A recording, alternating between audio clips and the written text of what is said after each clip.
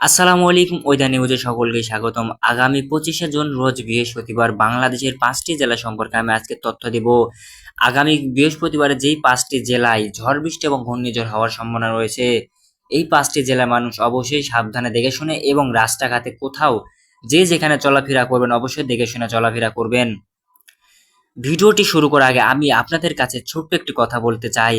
আমার চ্যানেলে আপনারা যারা নতুন অবশ্যই আমার চ্যানেলটি সাবস্ক্রাইব করে আমার পাশে থাকবেন, কারণ আপনার একটি সাবস্ক্রাইবে আমি ইউটিউবে নিয়মিত ভিডিও আপলোড দিতে আগ্রহী হব। ভিডিওটি শুরু করা যাক। চট্টগ্রাম এখন নির্দিষ্ট ঝড়ের ঝুঁকিপূর্ণ কারণের সঙ্গে বঙ্গোপসাগরে কাছাকাছি প্রবল ঝড় বৃষ্টি এবং বজ্রপাত দামকা হাওয়া রয়ে গেছে। পাহাড়ি এলাকায় ঝুঁকিপূর্ণ হতে পারে। কক্সবাজার সমুদ্র উপকূলীয় এলাকায় ঘূর্ণিঝড়ে ও বড় আঘাত পেতে পারে।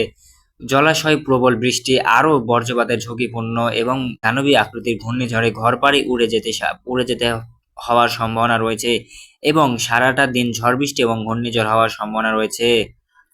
পটুয়াখালী উপকূলীয় নিচু এলাকায় ঘূর্ণিঝড়ে ও বৃষ্টির প্রভাব বেশি, জলাশয় ও প্রবল বাতাসের ক্ষতিগ্রস্ত হতে পারে।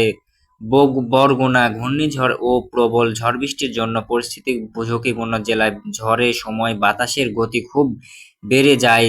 বর্ষপাত, নদী ভাঙ্গন আরও উপকূলীয় এলাকায় জেলাগুলো অংশতম, যেগুলো জেলা পটুয়াখালী ও বরগুনা ঘূর্ণিঝড়, প্রবল ঝড় বৃষ্টি এবং জলাশয় আশেপাশে শক্তিশালী বাতাসের কারণে ঝড় নির্ধারিত ধারণে বড় আকৃতির হতে পারে এবং পটুয়াখালীতে দিনের তাপমাত্রা থাকবে 30 থেকে 35 ডিগ্রি সেলসিয়াস। এগুলি দিনের তাপমাত্রা সারাটা দিন কখনো ঝড়, কখনো বৃষ্টি, কখনো রোদ বাইর হবে, এরকমই থাকবে। আমি যেই 5টি জেলার কথা বললাম, এই 5টি জেলাতে আগামী বৃহস্পতিবার 2025, 2026 এগুলি জেলাতে ঝড় বৃষ্টি এবং ঘূর্ণিঝড় হওয়ার 99% সম্ভাবনা।